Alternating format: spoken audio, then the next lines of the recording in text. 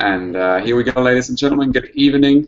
Well, the season is coming to an end, so here we are with our VELUX EHF Final 4 Experts Hangout. We just, what day is today? Tuesday, so we're just 4 days away from the big event in Cologne on Saturday. I'm very pleased to welcome our experts panel, EHF TV commentator Tom O'Brien. Hi, Tom. Thomas, boys, hello. Kevin Domas, our journalist who joins us from France. Hi, Kevin. Good evening, everyone. Our German correspondent, Björn. Hi to everybody. And last but not least, Bence, our expert for everything regarding Hungarian handball. Hello, everybody. Well, Björn, let me ask this first question to you. Thomas, no question. You get in there straight away. Sorry, yeah. I'm getting there straight away. Can we just ask Bence who he thinks is going to win? He's going to say Veszprém, and then we can let him go. You know, because, you know, what else is he going to do here tonight? The Hungarian. Bence, he's going to win. Yeah, Barcelona. Can I stay now? He can stay. He can stay. He can stay. Good. He's gonna be shot walking home tonight. That's what's going to happen over there in Hungary now after that. Well, guys, for everyone, you know, all your fans out there who's following this hangout, obviously, as per usual, tweet us at EHFCL for your questions, or use the Google question and answer tool, and we'll throw the questions straight away at our experts. Well, before Tom interrupted me, I actually wanted to ask Björn this question. If you look at stats, it's all clear, isn't it? I mean, Kiel have never lost against a team that was coached by a Spaniard. They win. On the other hand, they have Steffen Weinhold in their squad, and there's never been any player who successfully won the title 2 years in a row at the Final Four. So what are we going to do now? Who's going to win? So the funny thing is that we really have to play 4 matches until this statistic is proved or not. And there's even another statistic. If Kiel does not win the Champions League this year, then it must be Veszprém. Because when you look back in history, since 2007, either Kiel or the team that eliminated Kiel won the Champions League. But if the series in Cologne continues, then Kiel must be the winner, because 3 teams have Spanish coaches. Steffen Weinhold is on track, and looks like a nice and easygoing weekend for some zebras from northern Germany. But nothing speaks for Barcelona, Veszprém. Sorry, Bence. That's slightly worrying me. Yeah, I'm not worried at all, but we saw Kiel lose against a team of a Spanish coach about a month ago when they lost in Szeged, which proved even to Veszprém that Kiel is not an unbeatable opponent. So everybody is, you know, in Hungary, a lot of people think that this could be the year that this team finally climbs to the top. I'm sorry, Tom. I'm sorry. So if you, I knew Thomas, I knew he'd get it in. Why is he even here? I mean, Bence, come on, man, give us something, please. Come on, Tom. What do you believe in? Stats, or seeing performance, or your crystal ball? I'm a Catholic boy, Thomas, from Ireland. You know, raised by the Christian brothers and the priests. I believe in God and only that. No, okay. Kevin, can you, coming from France, can you counter that? Because I think there's a strong separation. No, before you go to Kevin, I'm only joking. Look, Thomas, the fact of the matter is that on the last 2 seasons, we all knew who was going to win the Champions League, and every one of us was wrong. You know, the fact of the matter is, this time around, no matter, I mean, we can end this in 2 minutes, this hangout. That'd be boring. I'm joking. Nobody knows. The Final Four has just become this crazy 2-game sprint for every team. Who crosses the finishing line first, Kevin? Well, I think that this Final Four is maybe the closest that has been in history. I mean, Barcelona are favorites, Kiel are favorites. So it's really a tough call. I'd say Kiel because they're still playing at home, because they lost the title last year. So I guess Kiel for me. Kiel Barcelona in final and Kiel winning at the end, I guess. But you know, guys, we don't have to pick a winner. We have to pick an underdog. Considering the last two editions, all we have to pick is the underdog of these teams. But this is it's not even easier to pick an underdog from these four teams than a winner. Who's the underdog for you, Bence? Sorry? Who's the underdog for you? No underdog here, not at all. I mean, these, as Kevin said it, this is a very even tournament. I mean, it's almost impossible. Yeah, you have the odds for Barcelona to eliminate Kiel. That's true, but still, would you bet on Hamburg or Flensburg last year? Even to reach the final, nobody would. None of us. I remember that. So I can't say who's the underdog here. Who's the underdog for you, Björn? Is there an underdog for you? I would say Kiel and Barcelona are a little bit in the favorite role. Then comes Veszprém, just a little bit far, but then it's Kielce. And Kielce, so I'm back in my favorite thing about statistic. Kielce has a big advantage because of Talant Dushabayev. Because Talant Dushabayev never had the first semi-final in Cologne.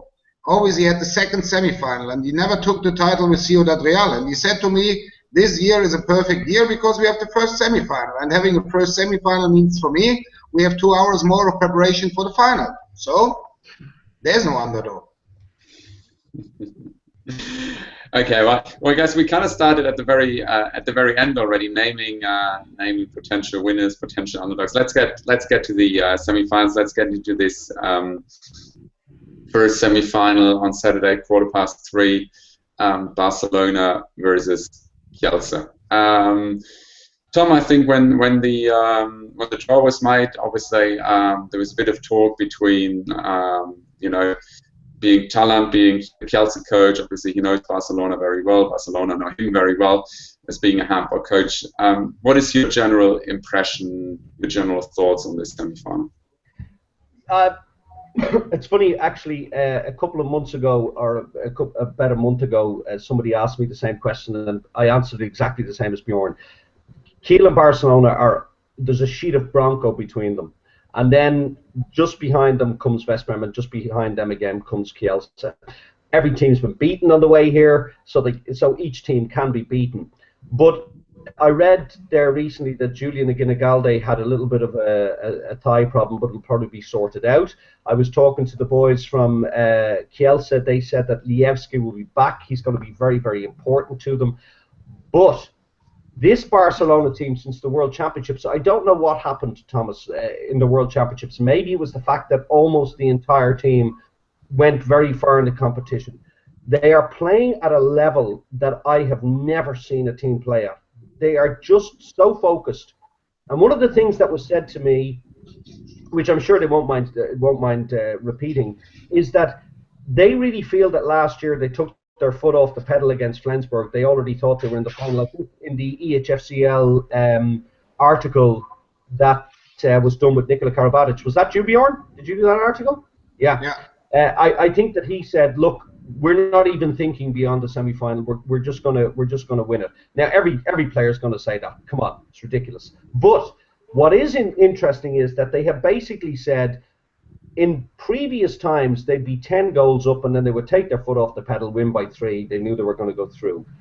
They aren't doing that this season. They are annihilating teams. What they did to Zagreb was nothing short of frightening. What they did to Aalborg was nothing short of frightening.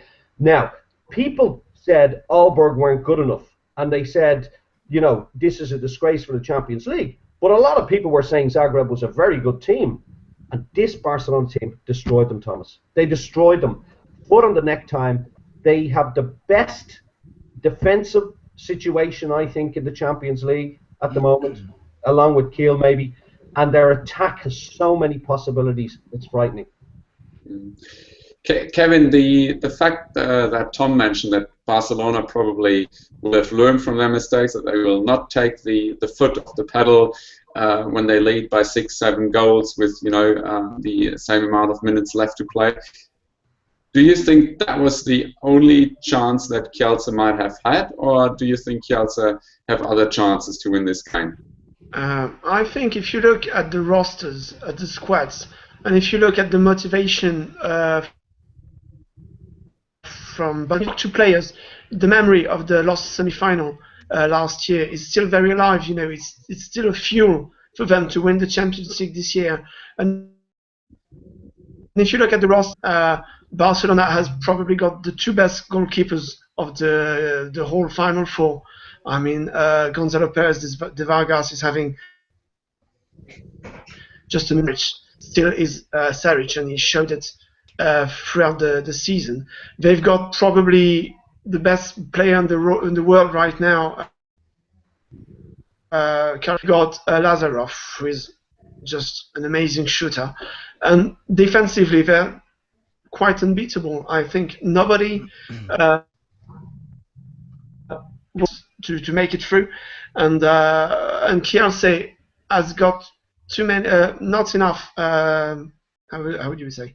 Not enough attack. You know, all the players are the same stars. When you look at Bierecki, when you look at Jureki, when you look at Buntic, Lijewski, all of them are quite in areas, really. You know, there isn't much finesse. There's just very much technique, and I don't think Kiel has got enough weapons to beat Barcelona.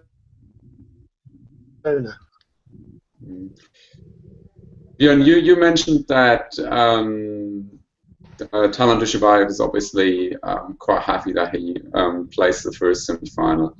And can he be the decisive difference in that match, like the one ace up in Kiel's sleeve?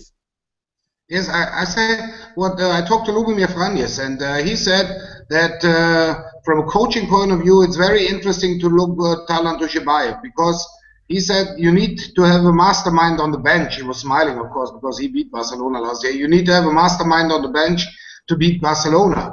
And I absolutely agree with Kevin that Kiel does not have the options, the alternatives on the bench mainly, and also in the starting seven to beat Barcelona. But they need a surprise. They need maybe a perfect start, or they need some saves of Schmal, for example.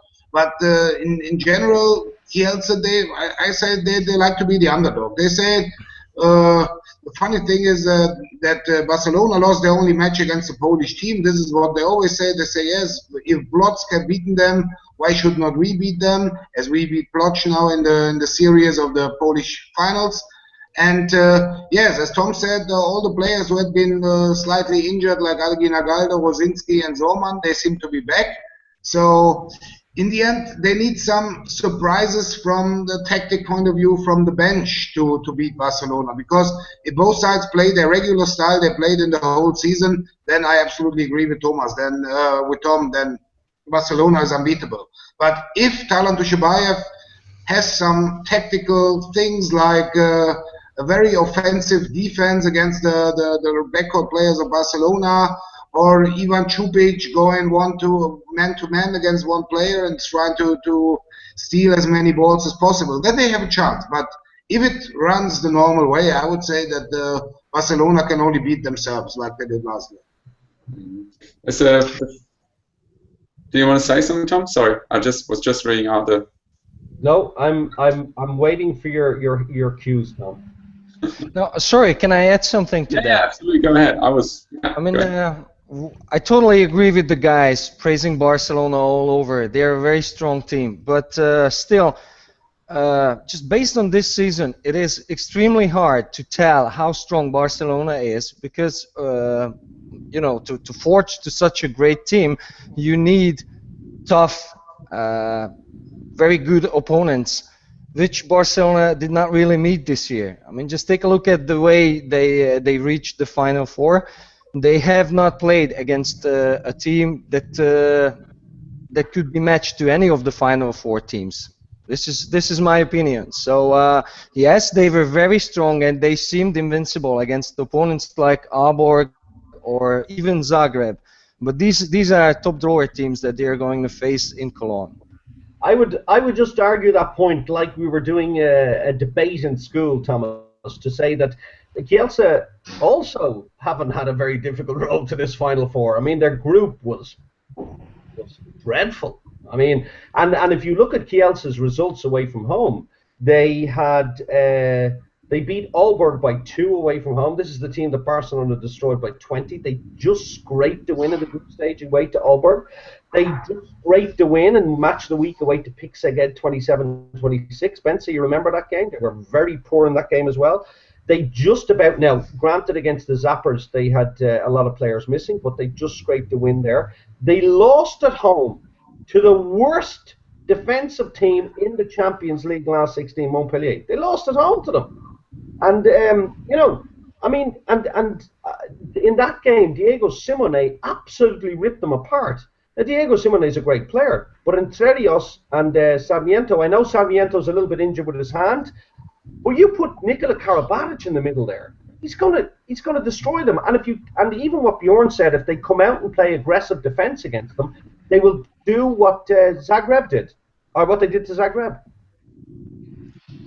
Bence, I want to give you one question that just came here on Twitter. It's a question that arguably comes up every now and then when talking about Barcelona, but that might back up your claim. And our follower Michael Maloney asks whether the comparatively easy league campaign that Barcelona had is a disadvantage for them when it comes to the hot pressure they will face, as you just mentioned, at the Final Four. Well, okay, just take a look at the Spanish, the ASOBA Championship this year. I mean, Barcelona have no opponent whatsoever, and this could be a disadvantage for a team like that. Even if they have the best players in the world, even if they have a great coach and a massive squad. Apart from that, this could be a problem. And also, I agree with Tom. I mean, the same goes to Kielce too. But we are talking about Barcelona, and most people seem to, you know, give the edge to Barcelona even before they took the court against a team that is a match to them, I must say. Björn, how do you see this league question? I know you talked to Karabatic about it, and he kind of denied it and said, "Look, that's not." Yeah, I talked to Karabatic and also to Gudjon Valo Sigurdsson, and both say one says it's no advantage, the other says no disadvantage. What Gudjon Valo Sigurdsson told me is that from that moment when it was absolutely obvious, it was in December or something, that Barcelona will become Spanish champion, Xavi Pascal really put pressure in the training sessions on them. The advantage, Gogi said, is that they have 2 squads. They can have training matches against each other. And he said the training matches playing on one side against the other Barcelona side were much harder than the league matches. So what Xavi Pascal said is definitely, he said we cannot change the situation. So one say they're not as exhausted as, for example, Kiel or Veszprém or Kielce. Both had just their final matches in the league, and Kiel is still in fight for winning the Bundesliga. They're not that exhausted in Cologne, but of course they did not have this hurdles to climb this season. This is what Tom said is absolutely right. So, but I believe if you have mainly the experience from last year's semi-final, and if you put it for 1 year, put it in the head of all players, we are the better team and we have to play for 60 minutes. I don't think that it's a disadvantage for Barcelona that they did not have so tough games or no tough games in the league at all. Yeah, Thomas, just on that point, Björn's absolutely right. I happened to be at a Barcelona training session this season, and I happened to be at a Kiel training session this season where they played against each other. And I'm telling you, it was Champions League standard in a training session. Oh, come on. This is, you know, you can't model such an important and aggressive and tough game in a training. You can't do that. It's absolutely... Read my lips, Bence, I was there. Yeah, okay. Is it the same for a player to play in a training? Okay, even against the best players against the world, the toughest defense against the world, no problem. It's nothing compared to a game. When you play against players you don't know, you don't play every now and then and stuff. So I think it's a huge difference. Even the most, you know, the toughest training cannot make up for even an easy Champions League game, I think. I love it. I'm actually going to agree with you for once. even though if I said the sky was blue, you would say it was yellow. But it was yellow. I mean, I'm going to be the bigger man here, and I'm going to agree with you and say you're absolutely right. All I'm saying, Thomas, is these were serious training sessions. I mean, I am talking about equal 7 players on each side. Each one of them could be a starter. That's all I'm saying, Bence. Tough training sessions, Bence, as good as a Champions League game. And I've seen some Champions League games that weren't as good as these training sessions. But you're right. Kiel is a very strong team. They have a fantastic coach, Talent Duchabayev. There's no doubting it. And I agree with what Björn says. Talent has a different outlook on the normal 6-0 or a 5-1. He does these kind of strange things where he narrows off sections of the court. The only thing that I will say is the one caveat I will have is it's been a month since we've seen any of these teams. All right? And a month ago, Barcelona were peaking. And from the World Championships, the question is whether they can keep that, Thomas. If they've kept that going, I cannot see. And I think it was Bence who said, look, Kielce don't exactly have it hard in the Polish league either. You know, there's not really. I mean, I think they won it easily against Plock again this season. You know, and I would argue that Veszprém also won it easily, and they don't have exactly much competition. And even if you add the Seha League again, there aren't that many hard games in it. The Bundesliga is the toughest one, and if you look at where Kiel is and Rhein-Neckar-Löwen ahead of where everyone else, that's not even that tough at the moment. There's 2 teams way ahead. So there's nobody can kind of come into this, Thomas, and say, our league is really tough. We've tough matches every single week and we have to win them. You know, I know, by the way, Björn, you're probably going to tell me that Kiel just about beat Minden the other day by 1 goal. But when you look at the points and everything like that, Kiel is so far ahead. I think that Flensburg in 3rd place in the Bundesliga is something like 13 points or 14 points behind the leaders. I mean, that's 7 wins, Thomas. You know, I mean, none of the leagues in Europe can claim to be really at the level they need to be for the Champions League. That would be my point in this. Well, guys, I think for this one, it's time to get your team out there. And I'll start with you, Tom, straight away. So who asked you to name either Barcelona or Kielce who makes it to the final? Thomas, I'm not even putting my head on the chopping block here. I'm just straight out saying if Barcelona is going to win this game. Kevin? Barcelona, 2. Björn? Barcelona. Bence? yeah, I think the guy is yellow, so yeah, I say Kielce. Why not? If we pick the underdog, I should be Kielce.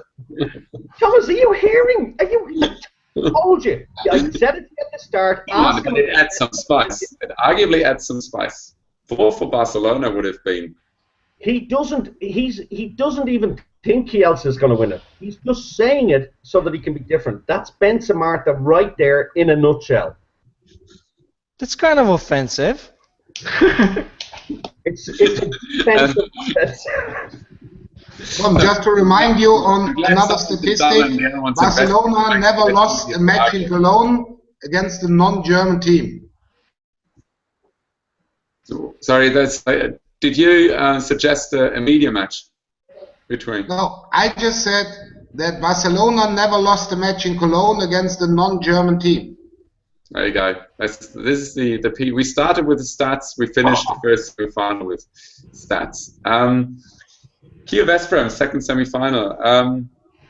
Well, Björn, we obviously had your little stats for this one already.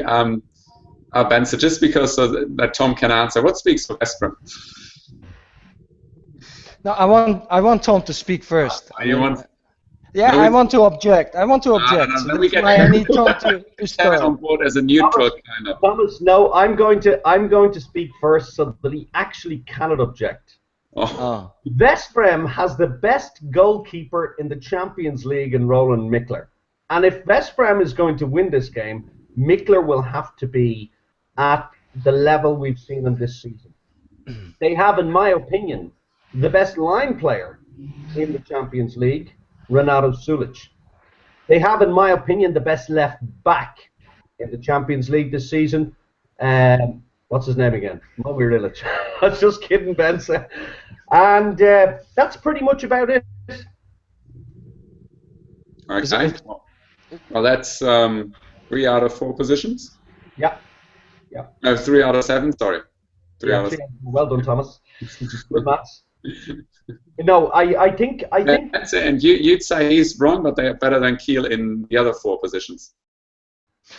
Well, I can't object any of the things you said. I could add that Veszprém might have, I should say, one of the best defenders in the world with Laszlo Nagy, who is also an excellent right back. I could add that, and then I'm curious why Tom thinks that Kiel is going to advance to the final if Veszprém have better players in the 4 most important positions.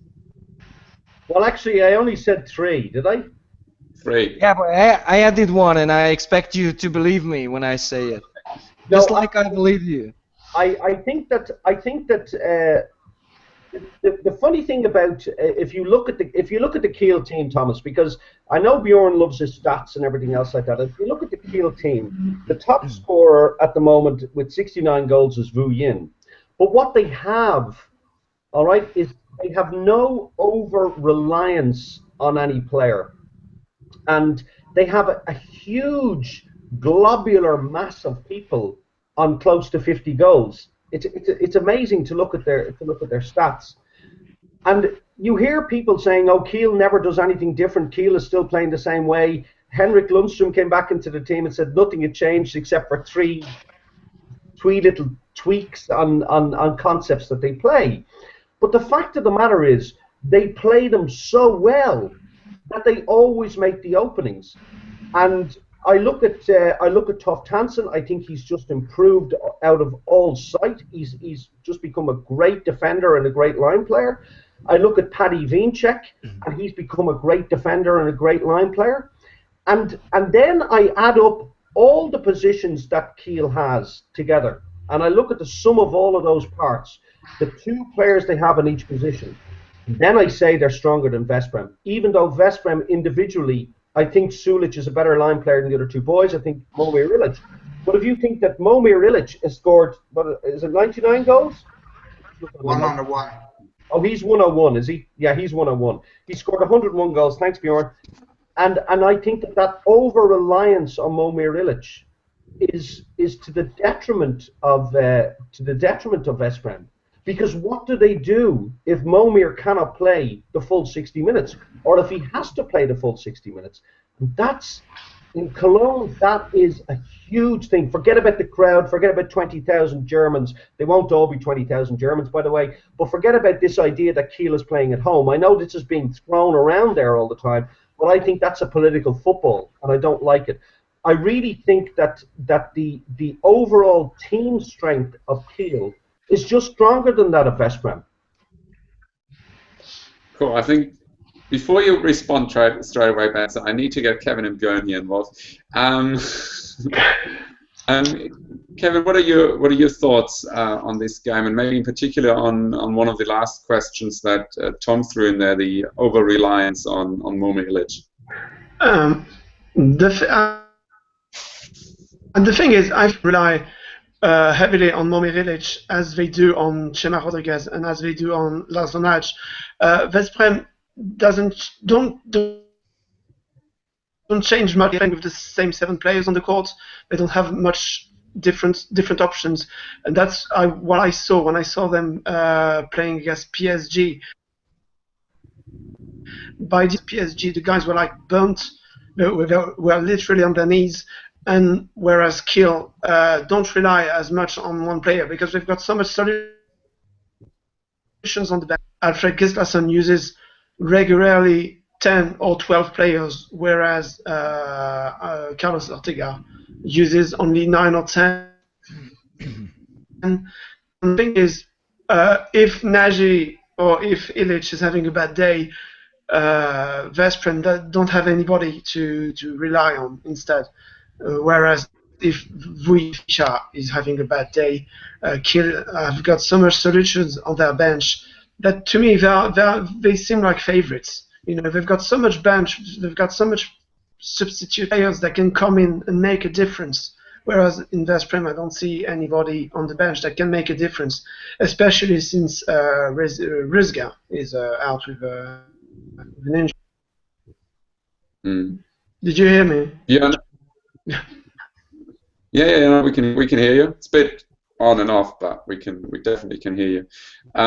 Björn, apart from stats, apart from the longer bench that Kiel has, that has been mentioned a couple of times now, what are your thoughts in general, and how much of a role does last year's semi-final still play, if it plays any role at all?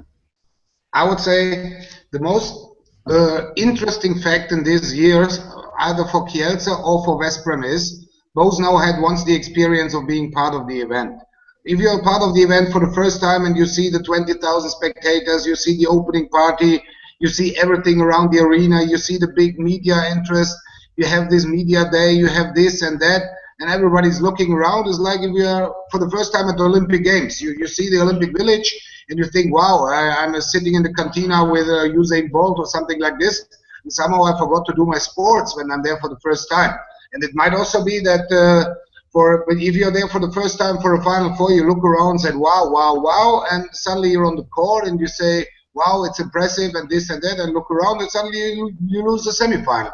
And I would say that this is the big advantage for Kielce and Veszprém now. Kiel and Barcelona are used to the event, but Kielce and Veszprém are also used to the event now. So I don't think that last season's semifinal has a big influence on both sides, because it's more important for Veszprém. They know, okay, we have the schedule like this, we have to do this. There are 20,000 spectators, there's this, and there is this. So now we go on court and play handball.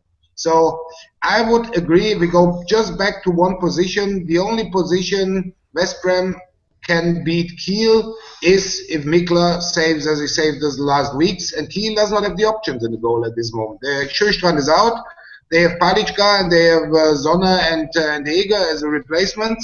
So I would say I saw Veszprém at the ZEA League Final Four, and it was impressive with Mikla. And then he was out for 5 minutes, Alilovic came in, and then Mikla was back and was perfectly.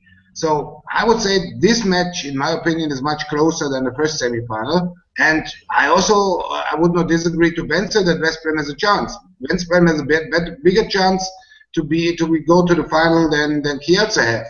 But I also agree that when you see, it's really about the options. When you see the first 20 minutes of the quarterfinal against Szeged, and you saw that Kiel had already decided the match without players like Duvniak and Caneas being 1 second on the court. So then Yisha comes in, and Yisha told me yesterday that he's in good shape. He's a little bit injured still, but you know, when Yisha comes to Cologne, nobody else scored more goals in Cologne than him. And when Yisha goes there, he is on a high flyer.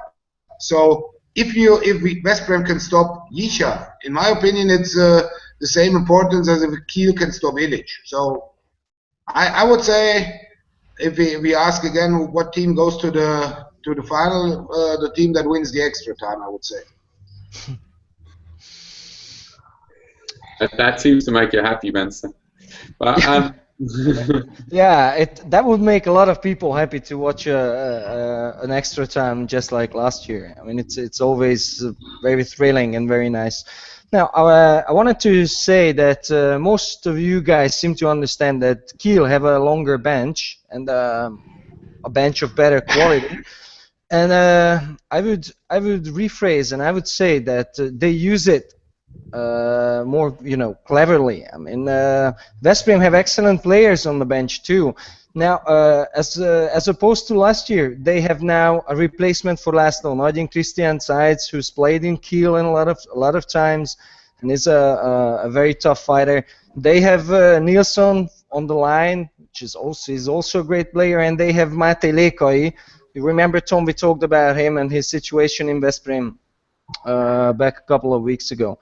So yeah, that's true and that's right, and this is exactly what happened last year. If you recall last year's semifinal, Veszprém-Kiel, Veszprém played an excellent first half. I mean, they were spotless. It was a great game, and it was only down to a couple of outrageous refereeing decisions that they didn't go up 2 or 3 goals. And in the second half, maybe because of the lack of routine in the Final Four, maybe because they got tired, maybe there was too much time prior to the Final Four for them to prepare. I don't know how, but they just lost grip of the game, and they did exactly what Kiel wanted them to do. They just gave away the ball easily, and Kiel ran them over. But that game was in Veszprém's hands. They took control of the game in the first half. So if you consider that Veszprém is now a stronger team than they were last year, I think it's safe to say that they stand a pretty good chance now. Thomas, I would agree. I was just about to give you the words, but that's... Yeah. Well, I would No need to give. No need to give. I'm going to agree with Bence just because he told me I was offensive earlier. But no, I'm kidding, Bence. I would agree with Bence. They do have quite a good bench, and Carlos Ortega is loath, shall I say, to change that diamond. We spoke about it before, you know, the Ilic, Nodge, Chema, Sulic, which functions so well. However, I just want to point to a few things. The first is, people may forget that Veszprém actually lost a game in the Champions League this season away to Rhein-Neckar-Löwen, and in that game, Rhein-Neckar-Löwen played, wasn't quite a 3-2-1, but they played a very high 5-1. Do you remember it, Björn, with Uwe Gensheimer out front? And plus 10. Yeah, and Veszprém looked very, very ordinary in that game. Very, very ordinary. I mean, they lost the ball. Once Chema is not able to run that game like he does in the middle, because he likes the basketball style and short switches, particularly with Ilic, where he drags the centre block out. And when they couldn't do that, Thomas, they found it really difficult, and they were absolutely annihilated. Now, I don't care what anybody says. The Kiel 3-2-1 defence is the best 3-2-1 defence I've seen by any team in, well, ever, in my opinion. They are so brilliant at it. Having said that, Pick Szeged beat them in Szeged playing that defence with Dejan Bombac. But what did Kiel do? They came back, played it again, and destroyed Szeged. So Kiel is like the Borg out of Star Trek, you know? They're able to adapt. I don't know what they do. They look at what they do wrong, they change it. They've gone away on this big trip to Turkey, where they did all their responding. To where did they go again? Istanbul, right? To Besiktas. And they worked on everything, Thomas. Everything that they could work on, any eventuality they could work on. And if anything is clear about Kiel, is that they absolutely do their homework 100%. And my feeling is that it's going to be very close. Bence is right. Christian Seitz could have a lot to say in the game because clubs hate playing against players they know. But if they play the standard attacking game that they play with Vujen, Yika, and Palmerson, okay, and they play it for 15 minutes, tire out the Veszprém team. On comes Canellas, who I think was in the running for World Player of the Year. On comes Duvniak, and on comes Weinhold. Three guys who can also play the team game, but are amazing 1-against-1. All three of them. My God, Veszprém's head, the coach's head, Carlos Ortega's head, and Sabate's head must be melted, thinking, what do we do to stop these guys? Plus, Veszprém Bence make a lot of changes in defense, and if Kiel play the ball fast, Veszprém can't make those changes. Whereas the Kiel team, if they're attacking, they defend. They don't have these big changes that other teams make. The 6 guys attack, the 6 guys defend. That's what they do. It's going to be interesting, Thomas, I think. But I think Kiel is just ahead of them in terms of where they stand at the moment. The only caveat I have is missing Dominic Klein on the left wing is a big miss for them. Letting Sigurdsson go and Dominic getting injured is the big unknown in this. Can Lundstrom last 2 games for 60 minutes, or can the young guy, Rune Dampke, come in and do the business? He looked good in the Bundesliga in some games, but I don't think he's ready for the Final Four. Kevin, who do you see edging ahead just slightly, maybe, at the end of this game? I'd say Kiel, but with a slight advantage, like 1 or 2 goals. Okay. Björn, I think we had your opinion. So whoever wins the extra time wins this game. Bence, yeah. Yeah, there will be no extra time, I think. Okay. It's bad for both teams, actually. You know, it's the second game. First of all, they to start with, they have a couple of hours less to rest. If they play, you know, it's only good news for the opposing team, whoever comes from the other semifinal, if they play in extra time. But I don't think they will. But Bence, remember last year they even had a penalty shootout, and the winner of the penalty shootout on the next Sunday won the trophy. So it's possible. Yeah, of course it is. I wouldn't say. I mean, and if we all sum it up, if we look at all 5 Final Fours we've had so far, and there's so many signs that it's so hard to predict, and that there are so many things that can actually happen in these 120 minutes over 2 days that it's almost impossible to say who's the winner. No. Who wins then? Because well, we didn't have Google Hangouts back then, Thomas. We didn't have them. We were still working on pen and paper and faxes. But I think that, you know, talking to each other, everybody would have said Kiel would win the first one. Everybody would have said Barcelona would win the second one. It would be a tight game with Ciudad Real. In the third one, I think Kiel were very much the strongest team again. It was only in the last 2 that you're looking at it going, nobody gave Hamburg a sniff and nobody gave Flensburg a sniff. But that cannot go on forever, Thomas. You can't have these teams coming in where everybody goes, they've no chance, and they keep winning it. I mean, the only reason that happens is that the other teams don't take them seriously. You know what I mean? They think, look, we're going to win this game. And if you look at last season, I mean, I'm delighted for Flensburg, don't get me wrong, and Lubo Vranjes was absolutely magnificent.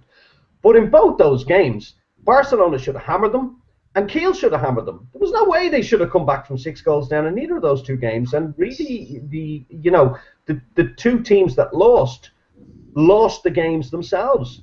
I don't think you can look at it and sort of say Flensburg absolutely won it. They were 6 goals down. They should have been dead and buried in both games. To their credit, they didn't give up. But at some stage, teams are going to say, listen, guys, 6 goals up is no longer enough in this thing. You've got to be 10 goals up. And then, if there's a minute left, you know you've won the game. Objection here. Good. Come on. No. It's just a very quick one. It's just a tiny remark. I know it's football. It's another game, but there's a statistic books about football, and I don't see the point why it shouldn't be applied to all ball games in the world. And after analyzing a whole lot of games, they came up with the conclusions. 2 statistical, I don't know, mastermind guys. They came up with the conclusion that every ball game is decided on 30% by pure luck. That they have nothing to do, no players, no tactics, no mastermind coaches. 30% is decided by luck and nothing else. And I do agree with that.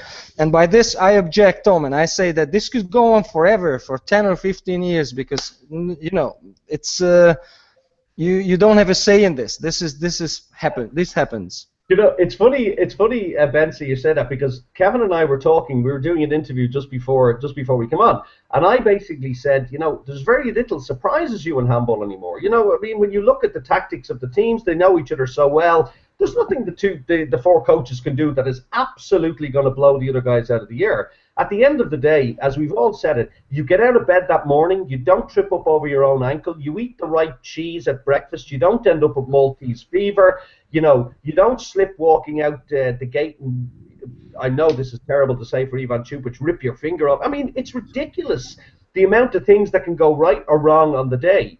So he's right about that, the 30% could be luck.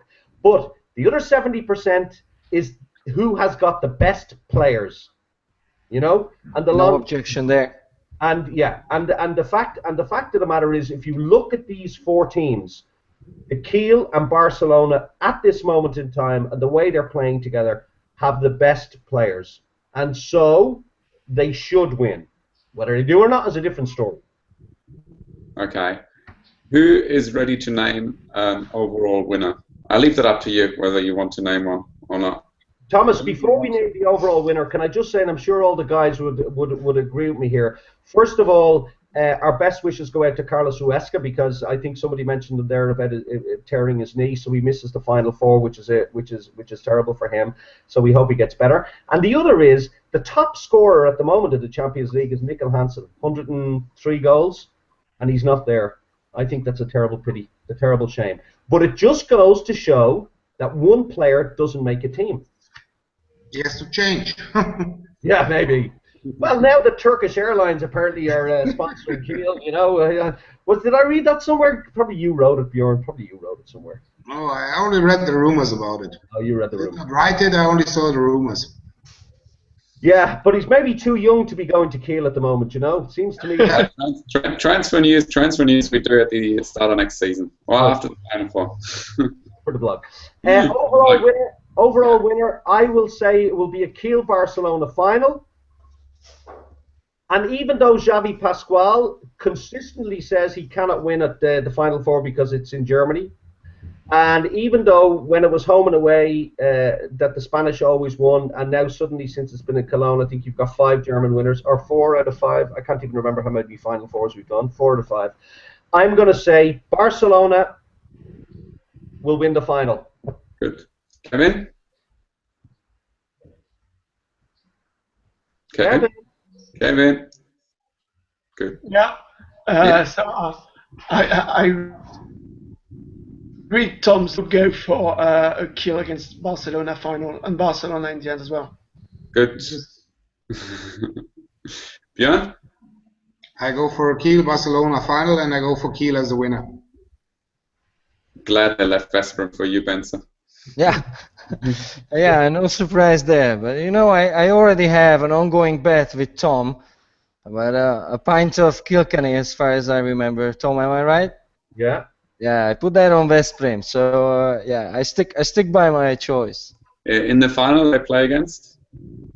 I already said it's Kielce Veszprém. Ah, good.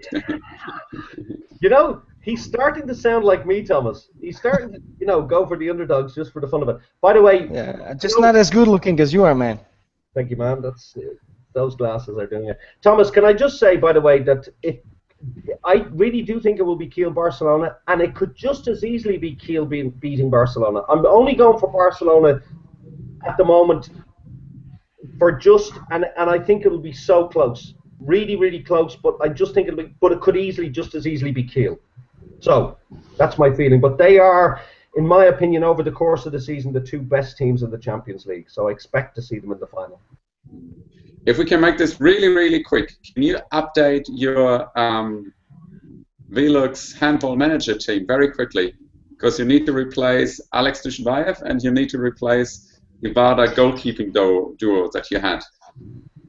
How much money have we got? Chris? How much money do they have?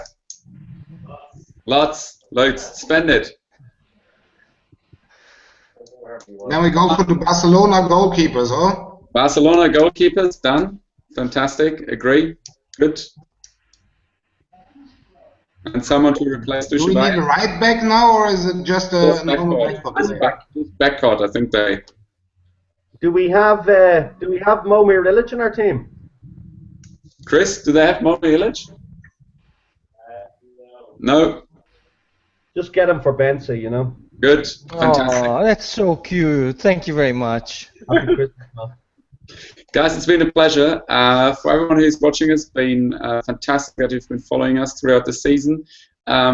This, even though it's the last major event, it's not the last Hangout. Join Tom on Friday, 6:15, for the Hangout of the Stars. I think it's Niklas Ekberg from Kiel, Andreas Nilsson from Veszprém, Jesper Nersbo from Barcelona, and Tupic from Kielce.